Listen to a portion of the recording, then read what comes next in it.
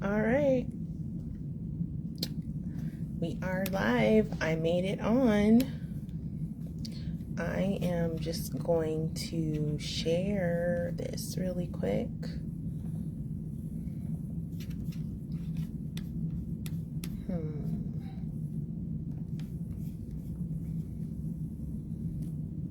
If you're catching me live, please say hi so I can greet you.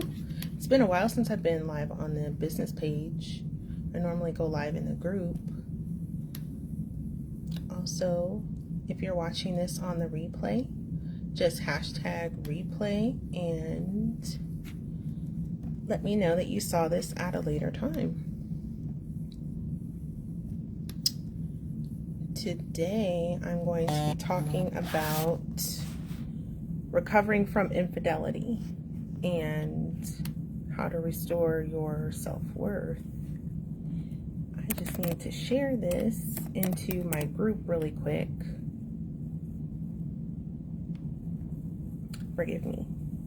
I'm trying to work on the laptop while I'm also doing this live.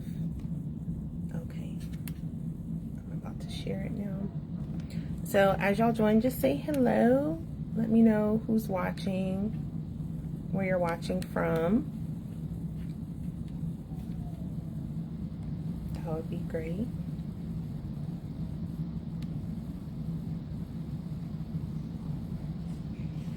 Okay, how do I do this? Share via. Looks like I have one viewer here. No, I don't know. I don't know how to do this. I've never shared a video. I think, okay, I'll copy the link and then post the link in my group. Okay. All right, so how are y'all doing? Hopefully you don't relate to this topic, but chances are if you're watching you do, and that's okay because it happens. You know, it's life and there is a way out on the other side. I can't share it. It's not working. I can't share it, so it's okay. I'm just gonna say forget it. All right, so I wanted to talk about how you recover from infidelity. So the first thing I want to say about it is healing is not linear. So what I mean by that is as you embark upon your healing journey, you know, from what they call like D-Day, from when you first discover what happened, or you first become aware of, you know, the infidelity between you and your partner,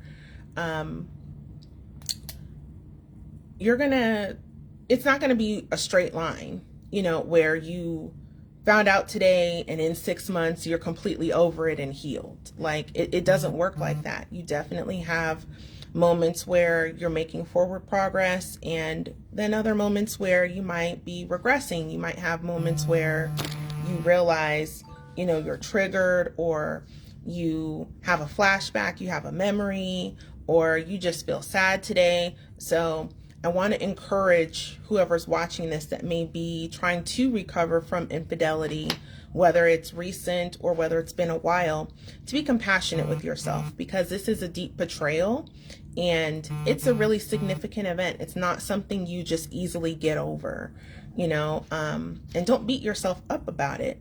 It's okay that you feel sad, or that you feel bad about it, or that, you know, you have moments where you don't want to look at your spouse, where you're angry with them, you're angry that this happened, you know, you may even be beating yourself up, like, you know, how did I let this happen? Why didn't I pay attention to the red flags or the signs?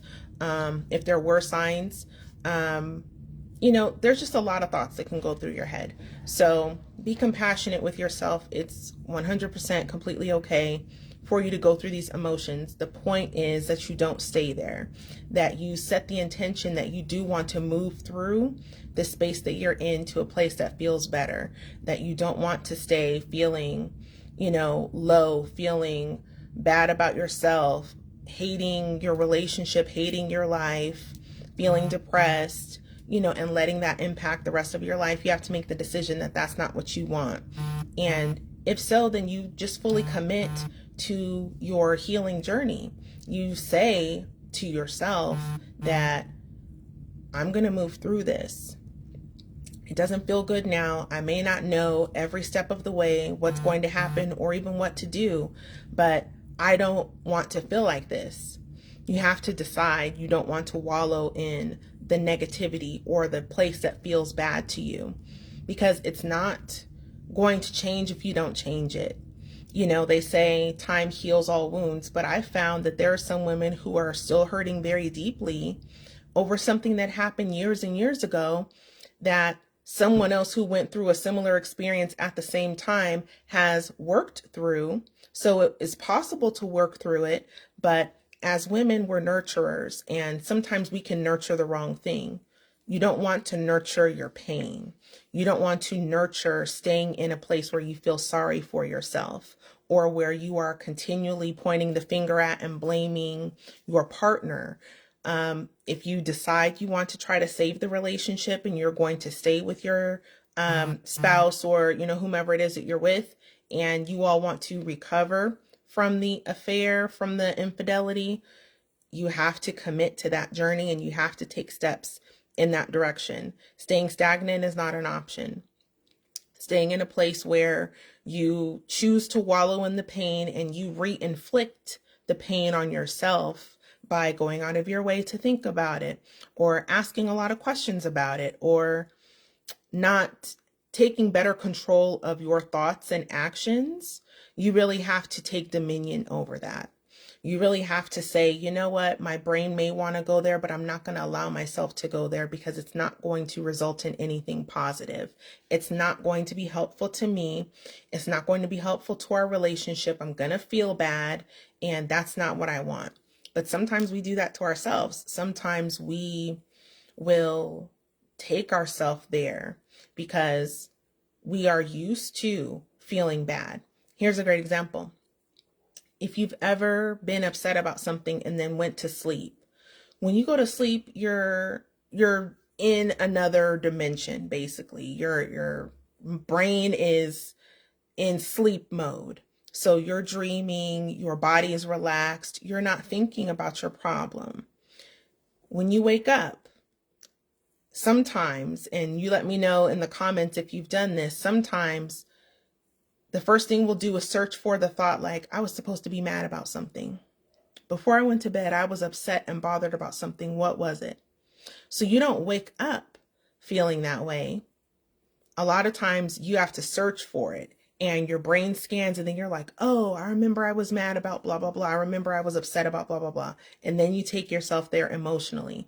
So that would be an example of you not taking dominion over your thoughts and actions. So I'm going to give a few steps just to talk about, what the process typically looks like and what I suggest and what I do with the clients I work with. So actually, since I'm on my business page, I'm going to briefly introduce myself just in case I have anyone watching me who I have not worked with in the past or who isn't familiar with me.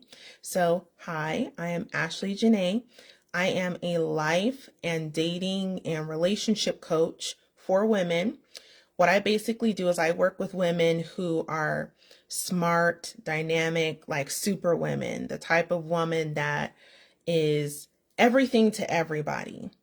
She's always there for people. She's a high achiever. She has set goals in life and accomplished them and just has a good heart. She's a good-hearted human being. And she has had a history of troubled relationships, typically. She's probably dated some toxic men or engaged in some toxic habits herself in relationships, and she's wanting to align that. Also, I tend to work with women who meet that same criteria, who are masculinized. So what I mean by masculinized is they are more comfortable in a masculine leadership type of energy than in a feminine energy. So what I do is I teach them about how to embody feminine energy while still being who they are, but just more so embracing that feminine side of themselves to allow the men in their life, whether they are looking for a man or they already are in a relationship, to step up and assume more of the masculine energy. Because typically for women, that feels better to us. We can feel the man's devotion. We can feel provided for. We can feel protected. We can feel the things that make us giddy and feel cherished and make us feel more ourselves and happier and comfortable in our bodies and not stressed out and overwhelmed when we allow men to shift into the masculine role instead of us taking that on ourselves. So that's what I work with women to do. And I also focus on your personal transformation. So a lot of times when your relationship has endured something like infidelity, there was already trouble brewing.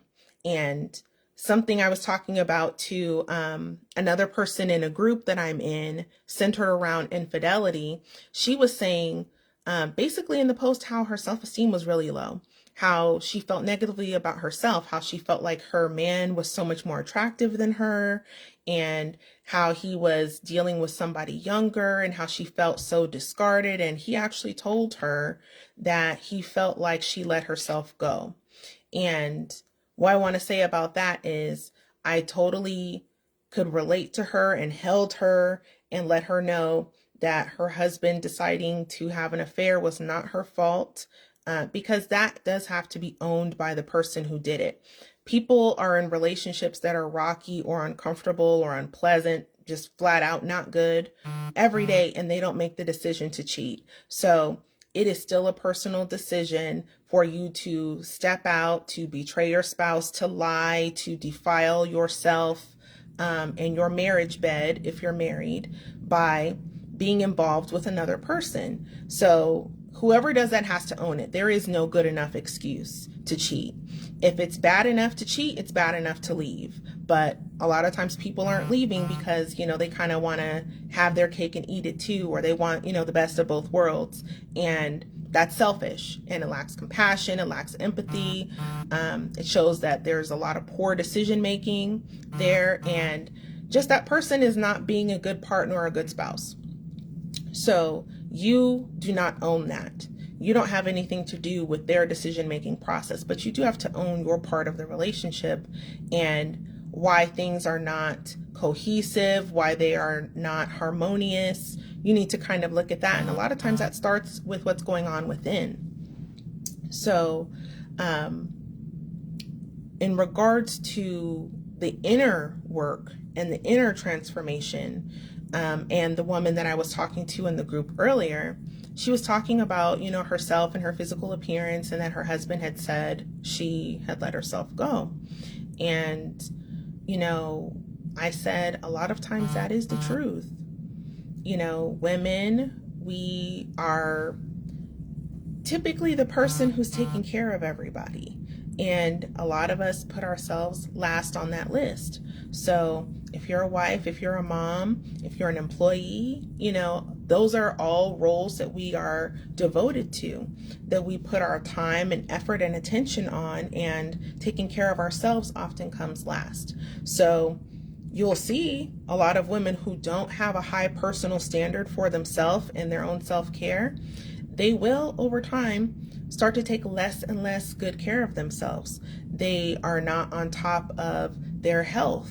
They are not on top of their fitness. They are not on top of their appearance. They are not on top of their personal relationship with a higher power or their spirituality. They're not on top of their mental health.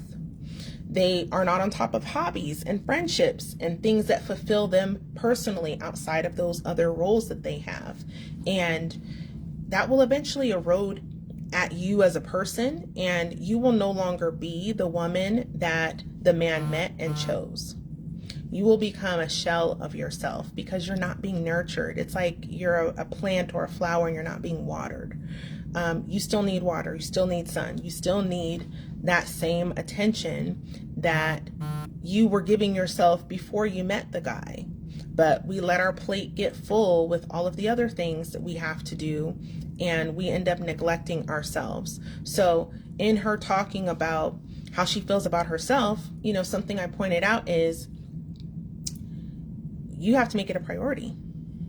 You know, sadly, what you're going through is heartbreaking, and no one would ever want to go through that.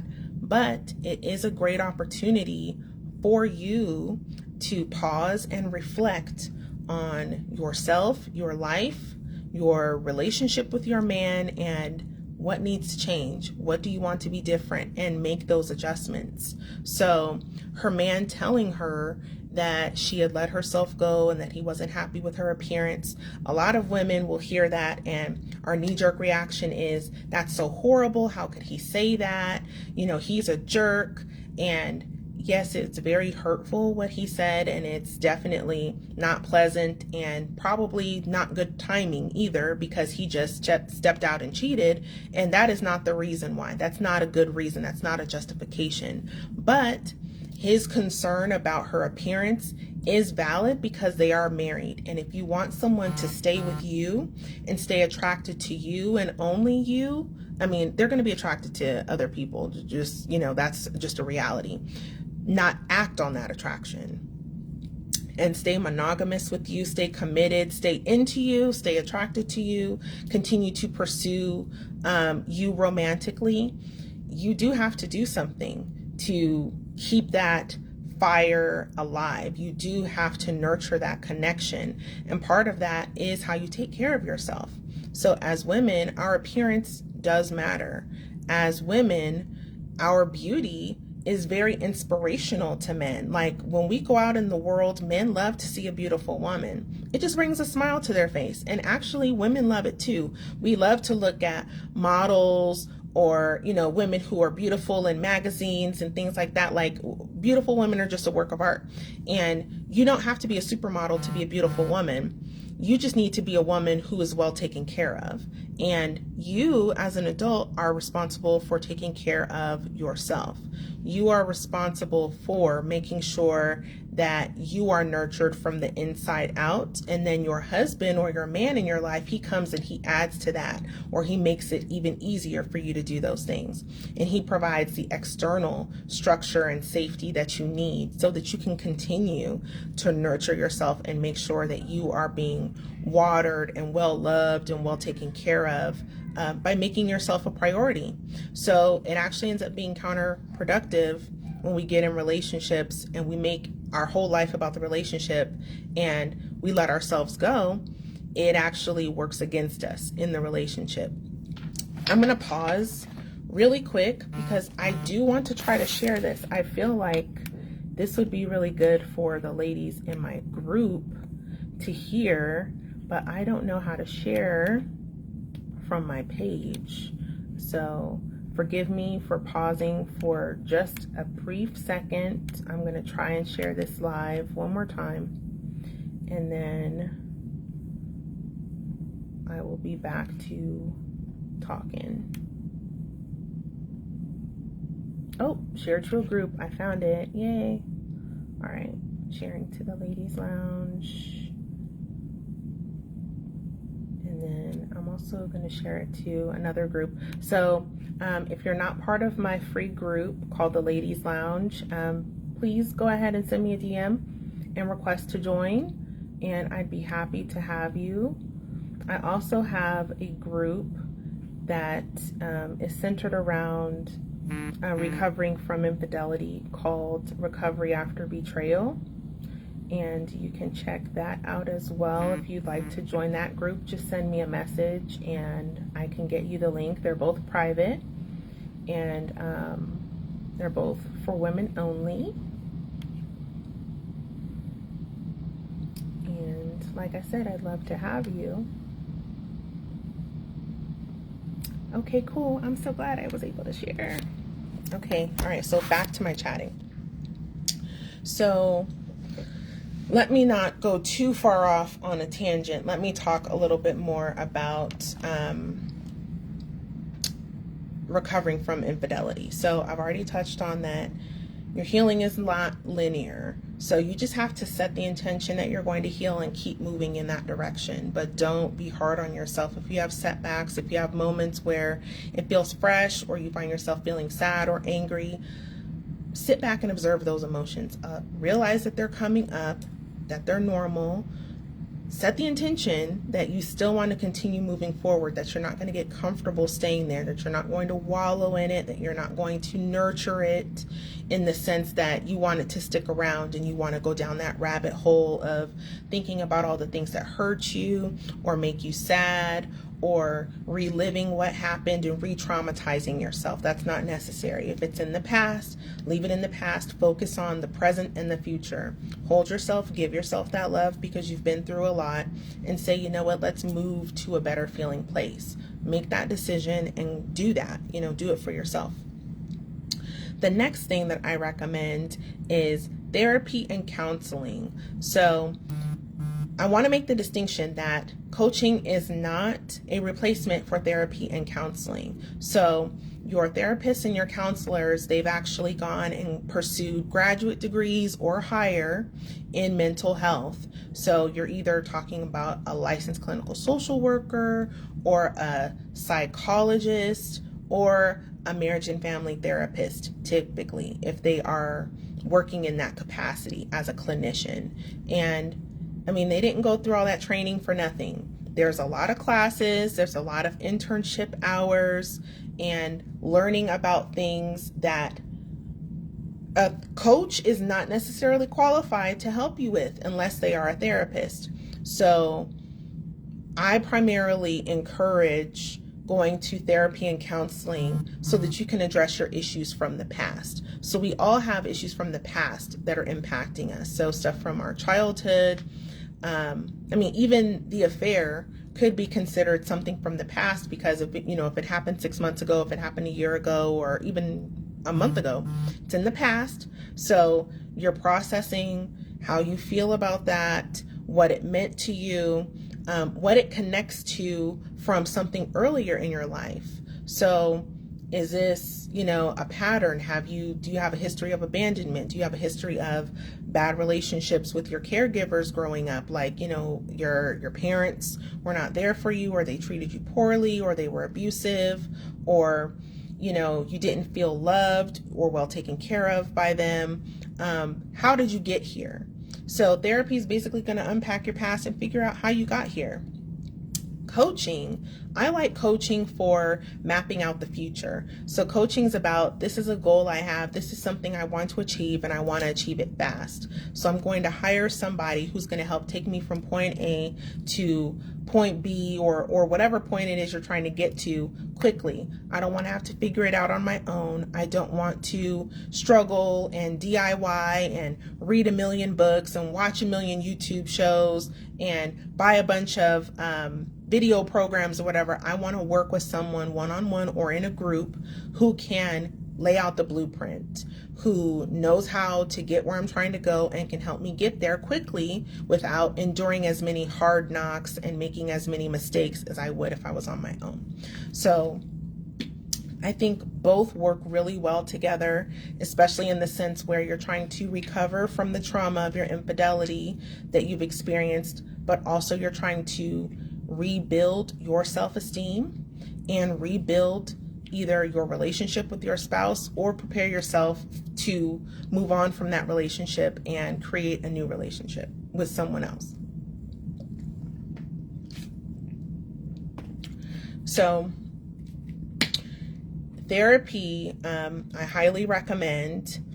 A lot of women, especially ones who are not the person who cheated, so they are the person who was cheated on, they will set standards and expectations for their partner, for what the partner needs to do in order to win her trust, in order for her to feel some measure of comfort, in order for her to stay in the relationship. She will set those standards for him, like, you need to have an app on your phone. You need to share your location with me. I need to know where you're at all times. I need to have access to your email and your passcode on your phone and, whatever else. she needs to do. I want you to leave your job if the person that he had the affair with works with him, or whatever the case may be. She will set those standards for him, but she doesn't really have anything for herself to do. And that is a mistake, because you're literally just sitting there and watching him, and you become obsessed with what he's doing, and you stew in that negativity of, I was cheated on. I can't believe this. I can't believe I have to go through this. I can't believe that, he's doing A, B, and C. Oh, what's that? Where is he at on the app? Who is that he's texting? Who is that that's calling? You become hyper vigilant, looking for danger, and you become obsessive. You become obsessed with what he's doing and what's going on with him, and you completely neglect yourself even more. So this is actually a time to do the opposite. So you've come together with your spouse, if you all are trying to work this out and continue to move forward as a couple. You set your requirements, or whatever they are, for the relationship.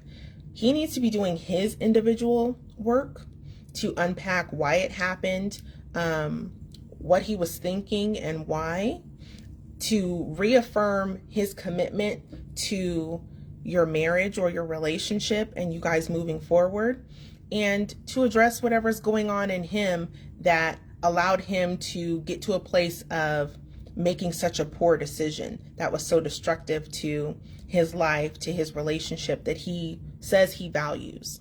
That needs to be unpacked. That's not something that you just gloss over, or that heals and fixes itself without doing anything. You definitely have to look at that. So he has to look at that, and that's best done with a professional, and for the wife or the woman, same thing. You have to look at what has occurred over the course of this relationship, what's been occurring recently. Where has your focus been? Have you been taking care of yourself? Were you a little maybe checked out in your relationship? Are there any ways where you were not showing up for yourself or for the relationship? These are real questions you have to ask yourself. Of course, we can be angry that he made the decision that he did to step out, but you also have to ask, how did I contribute to me getting here? Sometimes you got with a person who was not a fit from the get-go, and you've been trying to make the relationship work and trying to carry it, and it hasn't gone well. So it's almost like getting to this point was inevitable. It was already headed down a negative path because you didn't vet who you were dealing with. You didn't ask the right questions, and you possibly ignored some red flags of some things that you should have paid attention to. So here you find yourself with someone who lacks integrity and is stepping out and is unfaithful, or, lying to you, whatever the case may be. Sometimes, maybe there was an event that occurred and your spouse was seeking some kind of emotional comfort or band-aid for whatever it is that they're trying not to feel. So maybe it's a midlife crisis, or he lost his job, or, he needs to feel like he still got it, or whatever the case may be. That has to be looked at as well. But when you are doing your reflective work, you want to look at, so what was going on here? Now that I'm sitting back, now that I'm surveying the scene and the state of our relationship and the state of myself, what was going on with me and what was going on in the relationship? And then, without trying to get in his head, just what did you observe from the outside was going on with him at the time that the affair occurred or that led up to the affair? And then from there, you can say, it's 9 times out of 10, if not 10 times out of 10. We're either too focused on things outside of our home, our relationship with ourselves and our spouse and our family. So that could be work, that could be a business, that could be we're pursuing like a degree or school, or we're super duper zeroed in on our kids or other family members, or just whatever. We're like consumed in that. So we're not paying as much attention to our relationship and ourselves. Or it could be, the opposite, that you threw yourself so much into worrying about him and your kids that you neglected worrying about yourself, and even thinking about how you were showing up in the relationship and how he was receiving you. So as you're doing this reflective work, you're going to unpack, okay, so what changes do I need to make? What shifts do I need to make so we're not in this place again? So that I can feel good again, get back to the woman that I feel best being. So that's typically going to be either the woman that you were when you guys met. I mean, it's going to be a better version, obviously, because it's been some time. You've learned, you've grown, you've healed, and you'll be a better version of that woman. But what I'm referring to is the confidence that you had when you all met, and the place you were in where you were, taking good care of yourself, where you were loving yourself, where you were someone who was attractive, who was magnetic, who probably had light energy that was pleasant to be around, who wasn't stressed out or distracted or maybe even angry or resentful, overwhelmed, whatever, feelings you recognize you might have been feeling around this time. Just check into that. And usually we can agree that we should be taking better care of ourselves, that we have slipped or gotten lazy or let go of some areas that are important. Part of that is our physical body. So have you picked up a lot of weight? Have you gotten lax when it comes to, you don't really want to do your hair anymore like you used to get your hair done, but now it's not as important. It's not a priority. You used to like to get your nails done or do your makeup or dress cute. And, now you have kids or, now you're like, your kids are in sports. So you're like a soccer mom, or you work a lot of hours and you're busy, or your life is just too busy for you. Your life is too busy to take care of yourself, your health, to make sure that you're in a good state emotionally and mentally, to tend to your relationship where you have those regular date nights and check-ins and making sure that you all are close and you're actually tuned in so you would know if something was going on, like your husband was having an affair or was pulling back emotionally from you. Like, you have to really be tuned in order to pick up on stuff like that. We are naturally intuitive as women, and if you are tuned in to your relationship and you are paying attention to that, you will know, you will notice. But sometimes we are, like I said, distracted with life. We have a lot going on. So those are things you may decide to handle differently in the future. You 100% have to reprioritize yourself. So you and your husband or your boyfriend have agreed what he needs to do to get things back on track and to win your trust. But now you have to do your work. You have to go to your own counseling, get your own coaching, and work on your own self. You have to get back to a place of being confident, of being full and having a full life, of being joyful, of being happy. And I know that's a big ask when you've just gone through this horrible infidelity and you feel bad about yourself. But similar to the woman who I was talking to in the group, like putting your husband on this pedestal and feeling like, well, I'm just not as attractive. I just can't get somebody better than him or somebody else. And I'm not, I'm older, I'm this, I'm that. Like, you're limiting yourself. Don't say anything about yourself or your life that you don't want to be true. You can always be better. 100%, you can always be better. You can always look better. I will tell you that the most beautiful women are the ones that are healthy, the ones who do make it a priority to devote the time and attention to their outer appearance and their inner being. And it does take time and it does take intention.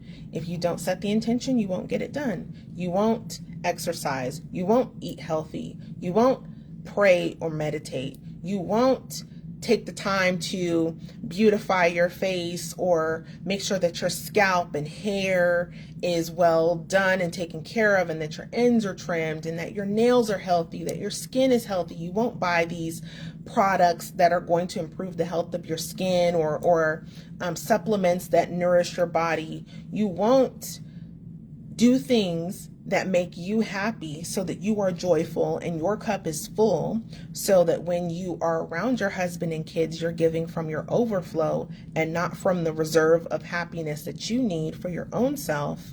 Those are the most beautiful women.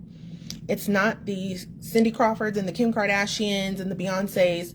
It is women who are taking care of themselves. So I'm willing to bet that is something you need to get back to, and you need to make it a priority for a couple of reasons. If you desire to restore your relationship, that's going to be a must.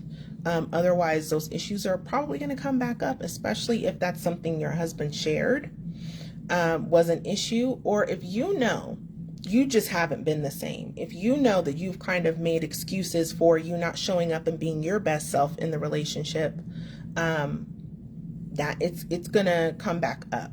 So the point when you are triaging your relationship and determining what changes need to be made and what you need to do so that you don't find yourself back in this place is to make those changes so that you only have to do it one time and it's lasting, and then you're good, and then you just keep up the maintenance. You don't want to address a symptom or address something on the surface, not look at the root, and then it comes back up again, because then it becomes recurring. And when something's recurring, it means that there was a lesson that you missed. There was something that you were supposed to learn or pay attention to that you didn't. So it's coming back up in your life for you to face and deal with. So you want to be really thorough in your assessment of your life, of yourself, and even of your partner and your relationship. So as you're doing that work on yourself and making yourself a priority, you will start to feel better as a byproduct because you're taking care of yourself. It's really hard to be happy when you're not well taken care of. You know, a lot of reasons why we may not be feeling happy is not just circumstantial or on the outside. We're not getting enough sleep. We're not drinking enough water.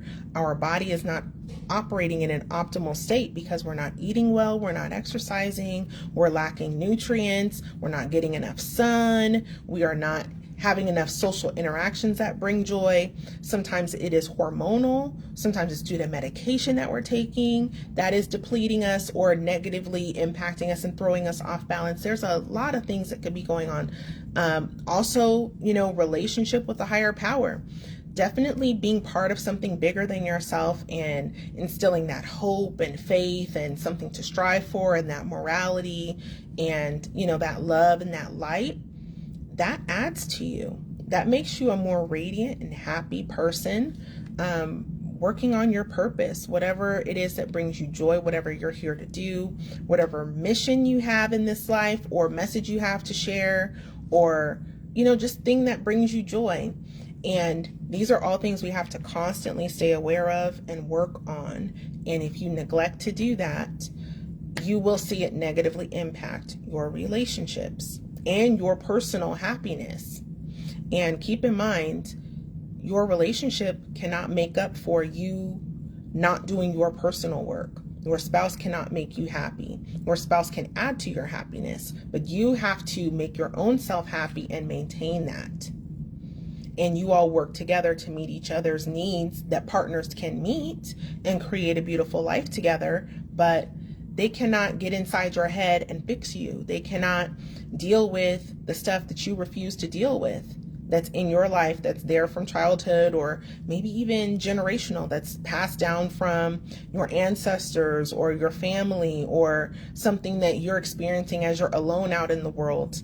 They cannot fix that. They cannot be your everything. You have to take care of yourself.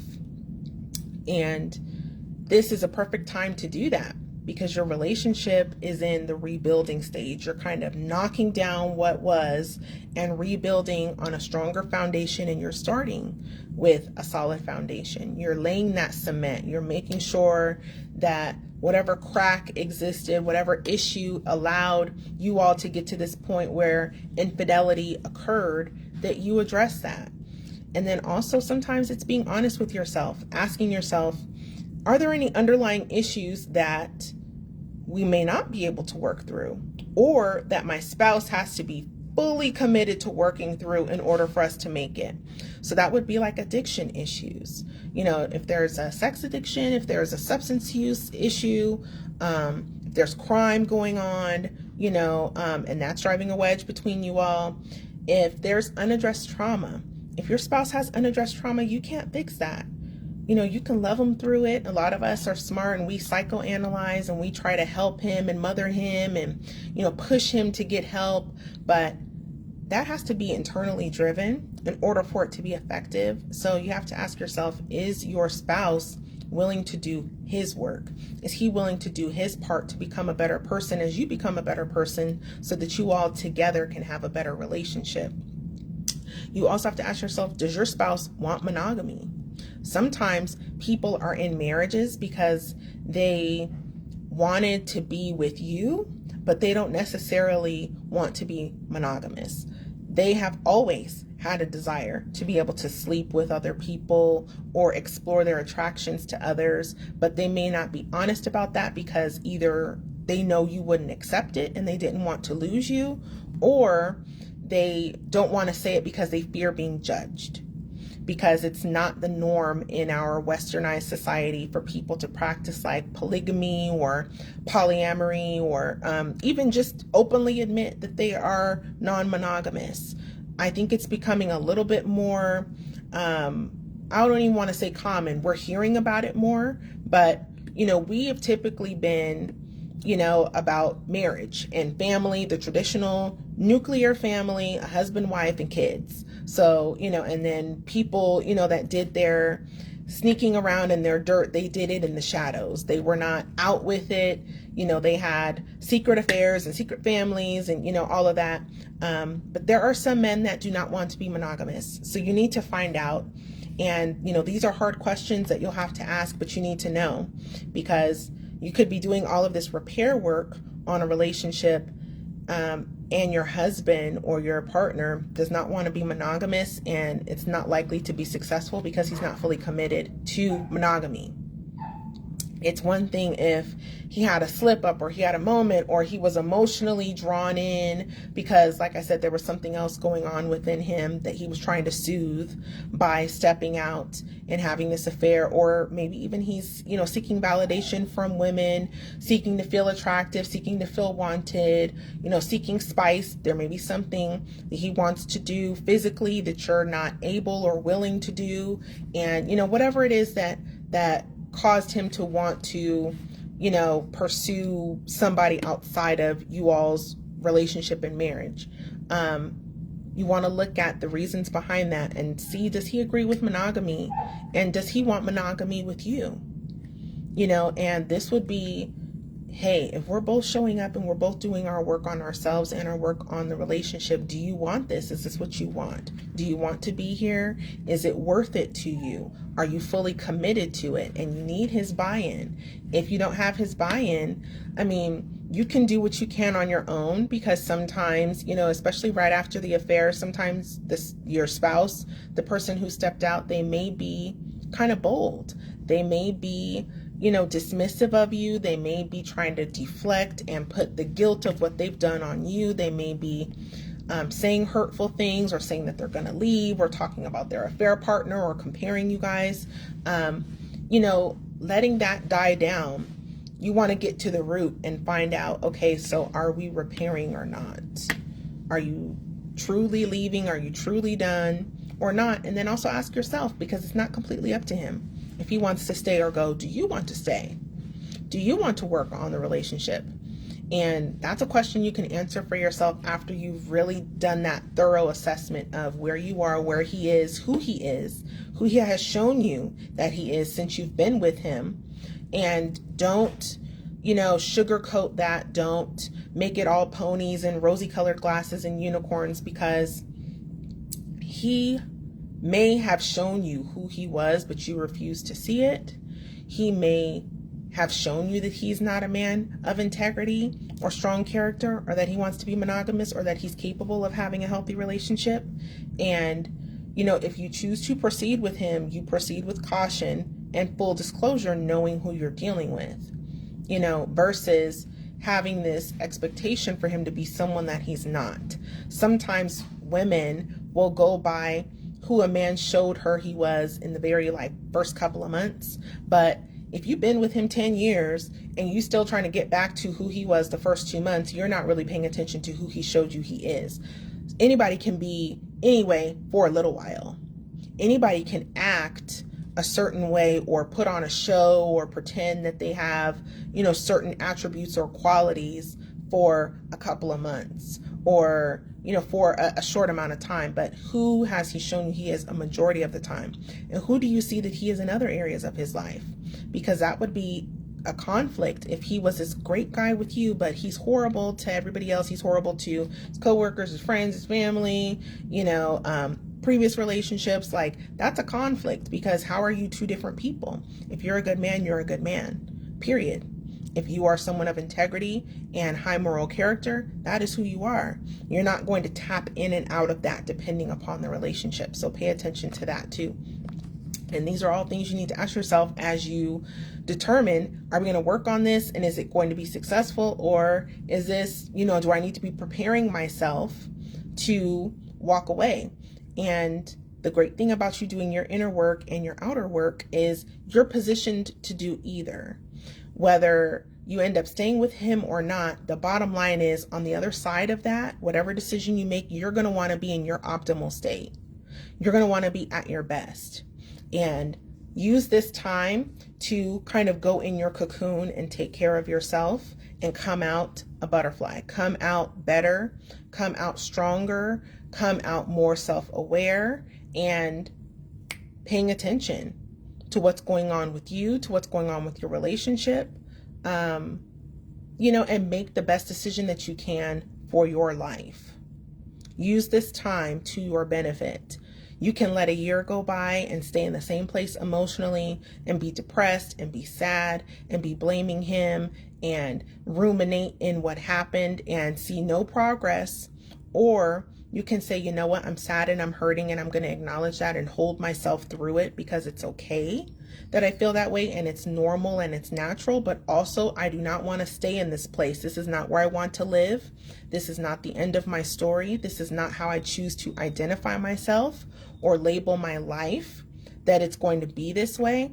This is a small part in my story. This is something that I'm going through, but I'm going through it. I'm not going to stay here. I'm not going to set up shop and live in this trauma and see myself as a victim forever. No, take this and use it as fuel.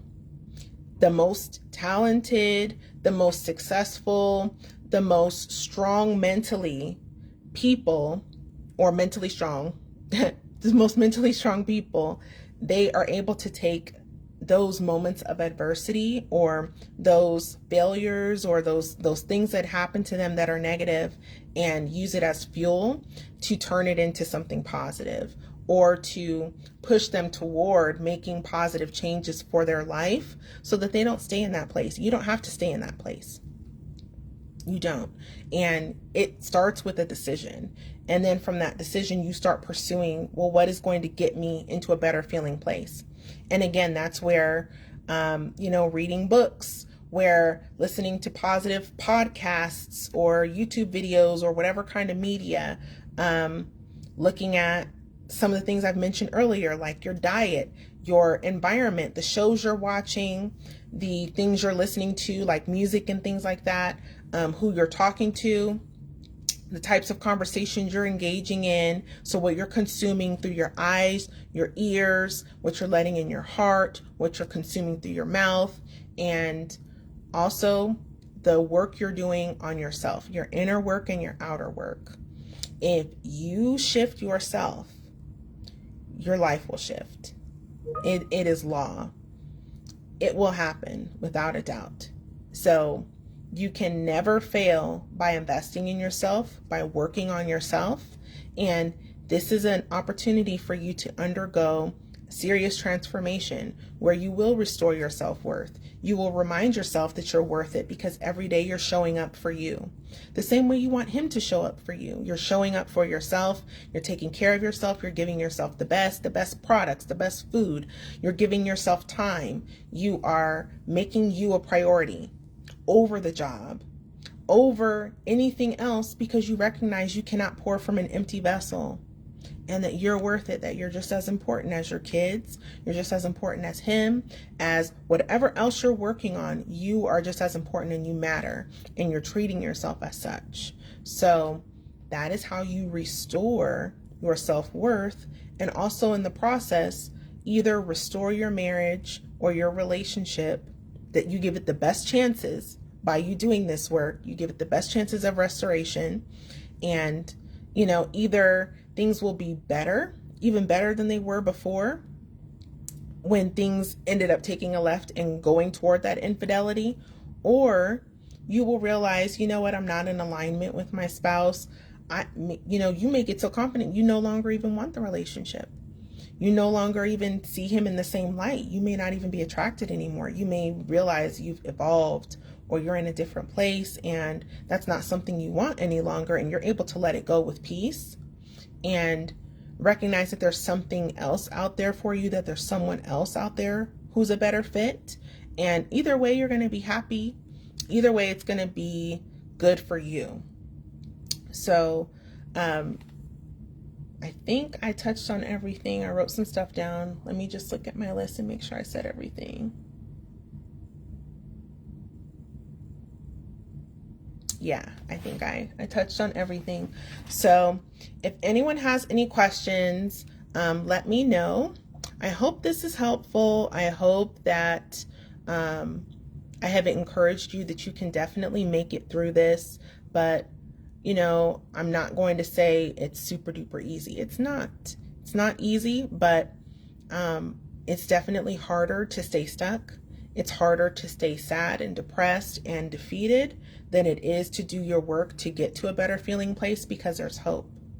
There's light at the end of the tunnel. You're walking toward that light. So you may be in the darkness now, but you're walking toward the light, and you will get there if you keep walking.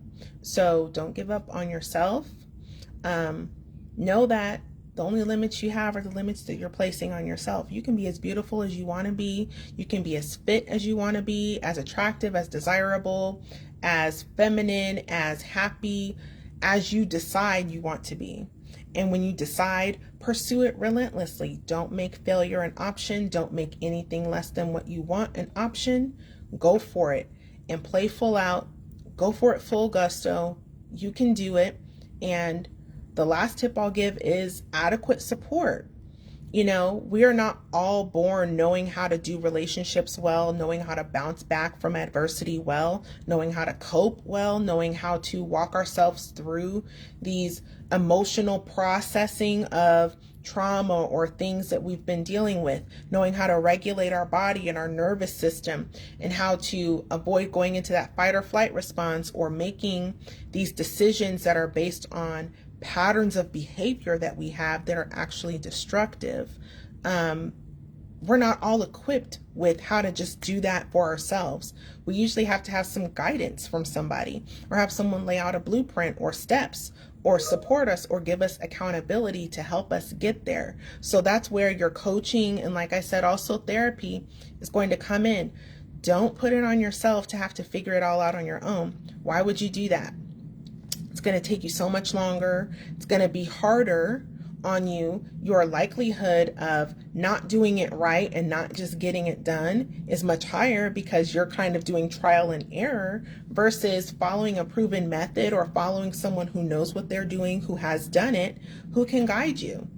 It's like you're walking a path or a trail that has already been laid out and blazed for you, as opposed to trying to find your own way. And, of course, you can do whatever you want to do. I recommend, just for the sake of not putting yourself through anything extra or making it harder on yourself, it is worth it to invest in getting that guidance and that support. I know for me, in the things that I've gone through and my recovering from the infidelity that I've experienced in my relationships, and also in trying to manifest love and manifest relationship with the person I wanted to be with. That support from a coach and also that therapy was invaluable. I could not have done it on my own. I could not have seen the way. I would not have known where to start or what to do. All you need to know is that you want it and you need help. And then pick who resonates with your heart. Pick who you feel like gets you, who knows what they're doing, and that you feel would be able to support you and hold you through the process. And then just trust. Pray over it. Pray over your decision and go for it. It's going to be a little scary. It's scary to go to therapy or to pick someone to spill your guts to and tell them your whole life, or even to invest in a coach, because we're afraid, well, what if it doesn't work out? Or what if I don't get the results I want? What if? If you show up for you, you will get the results, period. If you show up for yourself, the universe will respond in kind. So it's really not even so much about who you pick. Vet them well.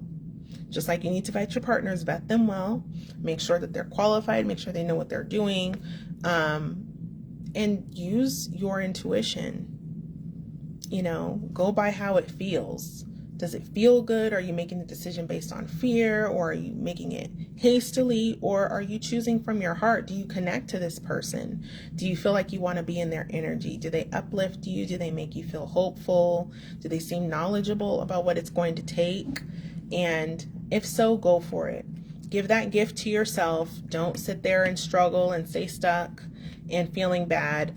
That does not have to be your reality. You can get to a place where you feel good again, where you feel happy, where you feel good about yourself, your marriage, your spouse, your future, feel good inside, and it just radiates outward. And, it starts with a choice, starts with a decision. So with that, before I go, I am going to be opening up my group coaching program. I'm super excited about it. It is a program I'm going to launch first as a beta. So that means I'm going to take in a small number of women for the first cohort. It'll be, I believe it's going to be like 12 weeks long. I might shorten it just for the beta portion, just, to get that first round and work out the kinks. So because I'll be running the first round as a beta, I will be reducing the price. So it will be sold at 50% of what I will normally sell it at, or the cohorts after that first beta round. So basically the founding members will be able to get in at a 50% reduced rate for the program. And let me tell you, this program is going to be transformational. It's going to be 90 days to your personal transformation of your life in every single area, but primarily focused in your personal transformation, so your inner and outer self, and then your love life.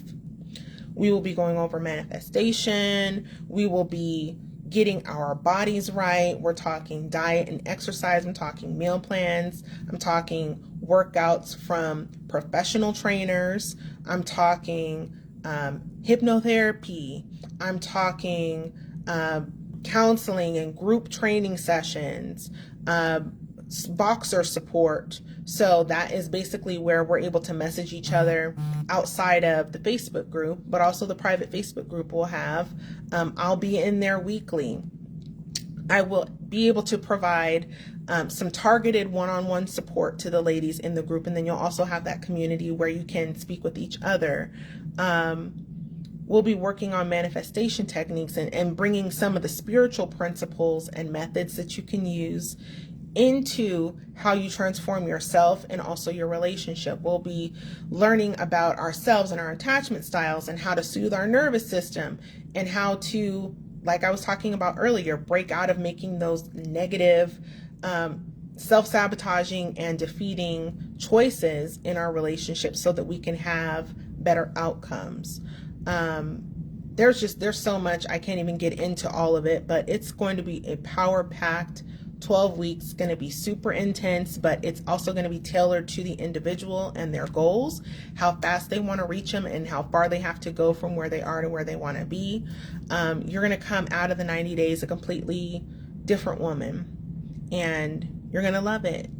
You know, you're going to feel so good about how you've invested in yourself, how you've changed, how your life has changed, how life is responding to you, how you feel empowered and you're taking charge of the reality that you want to experience and creating it instead of just living haphazardly and kind of, you know, living by default and thinking whatever happens, happens. No, you're empowered and you're taking charge of your life and realizing you can create whatever it is you want to create.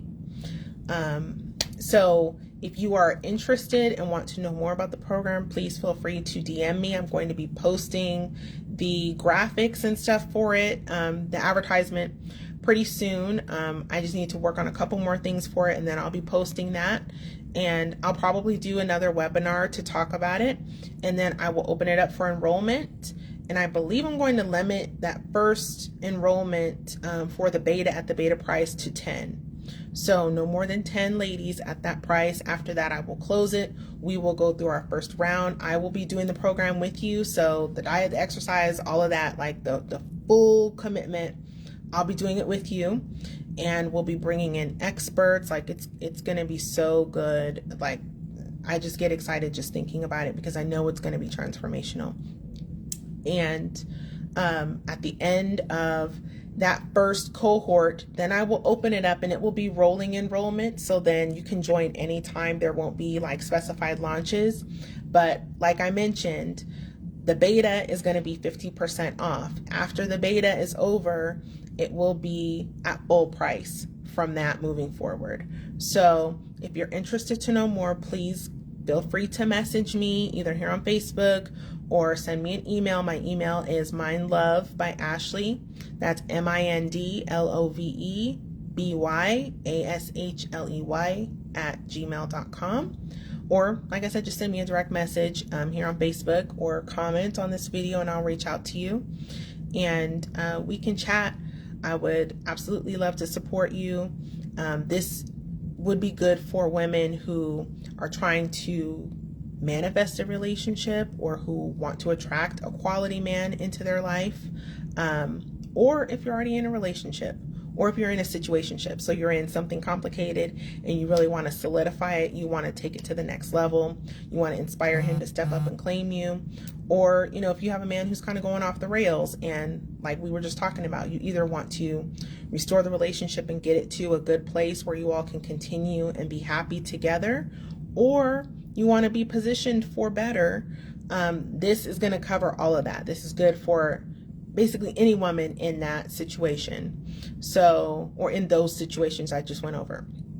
So reach out to me with any questions you have. I'll be happy to assist. It is August 12th today. So just in case you're watching this, you know, at a later time, or I think I'm going to post this on YouTube also. So for my YouTube fam, it's August 12th.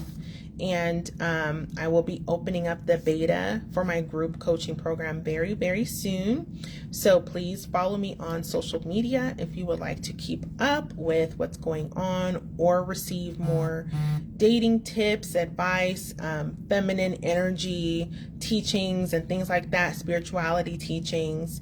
You can find me on Facebook at ashleyjenae. My group, you can find that at lovemeetslogic.com, and I gave you my email a little bit earlier, so you can find me there as well. I'm also on Instagram at xo_ashleyjenae. That's xo_ashleyjenae. So please feel free to follow me and say hello. I will talk back and greet you. And thanks for watching this. Thanks for being here with me today. I really value every viewer that I get, all the comments and all of the participation and any feedback I'm grateful for. And I'm going to sign off for now, but I will see you all next time. Take care. Much love. And I will talk to you soon. Bye for now.